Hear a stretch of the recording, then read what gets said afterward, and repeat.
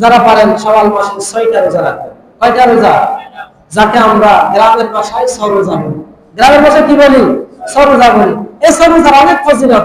হাদিস শরীফের মধ্যে নবী বলেন, قال رسول الله صلى الله عليه وسلم من صام رمضان ثم أتبعه ستا من شوال كان كصيام الدهر كله।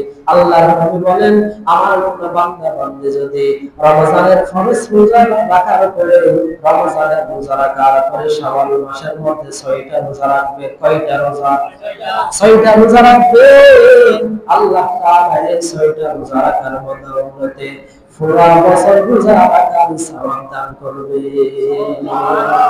আতিনা ফি দার দুনিয়া না হাসান আতিনা ফি দার উকবানা হাসান ইয়া ইয়াসাল মুস্তাফিন নাদিনা লাফতিখার বিল বদলুমিনা।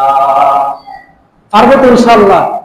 হিম্মত করেন, নিয়ত করেন, আমি রমজানের 30 রোজা রাখতে পারলাম, আর 6টি রোজা কেন রাখতে পারবো না? পর্দার আড়ালের মা বোনদের মাইকেল আওয়াজ করে দিয়ে শুনেন, 6টা রোজা রাখার চেষ্টা করবেন।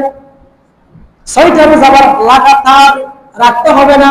আপনি মাঝে মাঝে গ্যাপ দিয়ে 2 দিন 3 দিন 4 দিন আপনি মাঝখানে গ্যাপ রেখেও রাখতে পারবেন। আজকে একটা রাখলেন, আর 2-3 দিন পর আরেকটা রাখলেন, পুরা 1 মাসের মধ্যে 6টা রোজা রাখতে হয়ে যাবে। এই 6টা রোজার সওয়াব কি? পুরা বছর রোজা রাখার সওয়াব।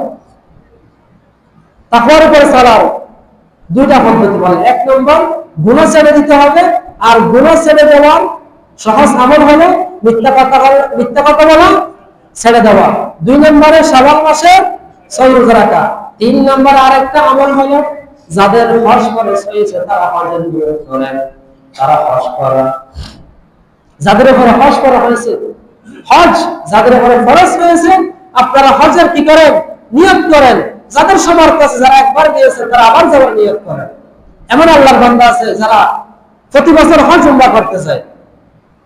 যাদের উপরে হজ ফরজ হয়েছে তারা হজ করবেন, এখন থেকে হজের নিয়ত করেন, কারণ এখন থেকে হজের প্রস্তুতি নিতে হবে।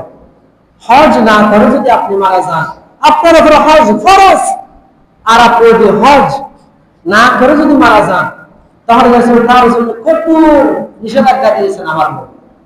নবী বললেন, মাল্লাম ইয়ামনাহু মিনাল হজ্জি হাজাতুন যাহিরাতুন আও সুলতানুন জাহিরুন আও মারাদুন হাবিসুন ফামাত ওয়া লাম ইয়াহুজ্জু ফালইয়ামুত ইনশাআ ইয়াহুদিয়ান ওয়া ইনশাআ নাসরানিয়ান।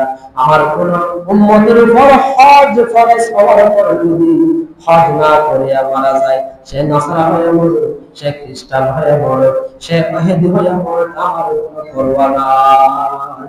আল্লাহ আমাদেরকে হেফাজত করুন। যাদের হজ ফরজ হয়েছে আপনারা হজের নিয়ত করেন। অনেক মানুষ মনে করে আমি এত টাকা খরচ করে হজ করতে যাব, আমার তো সংসারের মধ্যে অভাব দেখা দিবে, আমি এই টাকাগুলো দিয়ে আগে একটা ব্যবসা করি, এরপর ব্যবসার মধ্যে যে লাভ হবে আমি লাভগুলো নিয়ে কোথায় যাব? হজের মধ্যে যাব। অথচ নবী বললেন, বুখারী শরীফের হাদিস, বান্দা তুমি যদি হজ উমরা করো তোমার অভাব হবে না, তোমার অভাব আমার আল্লাহ দূর করিয়া দিবেন। নবী বলেন, তাবিউ বাইনাল হজ্জি ওয়াল উমরাতি ফাইন্নাহু ইয়ানফিয়ানিল ফাকর ওয়াল যুনুন।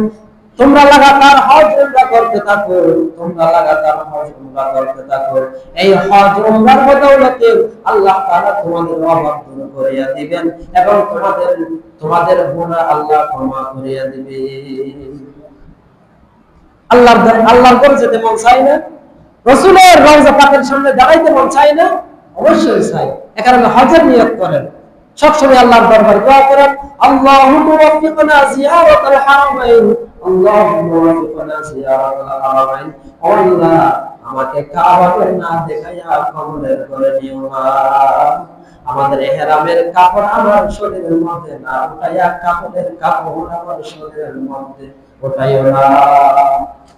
আল্লাহ আমাদেরকে তাকওয়ার উপরে যেভাবে রমজান মাসের মধ্যে চলছি, পুরা 12 মাস তাকওয়ার উপরে চলার তৌফিক দান করুন। আমাদেরকে গুনাহ থেকে বেঁচে চলার তৌফিক দান করুন। আমাদেরকে শাওয়াল মাসের সহিত রাখার তৌফিক দান করুন। যাদের উপর হজ ফরজ হয়েছে তারা সহ আমরা যারা গরিব গুরবা এতিম অসহায় দরিদ্র যারা আছে, আমাদেরকেও হজ উমরা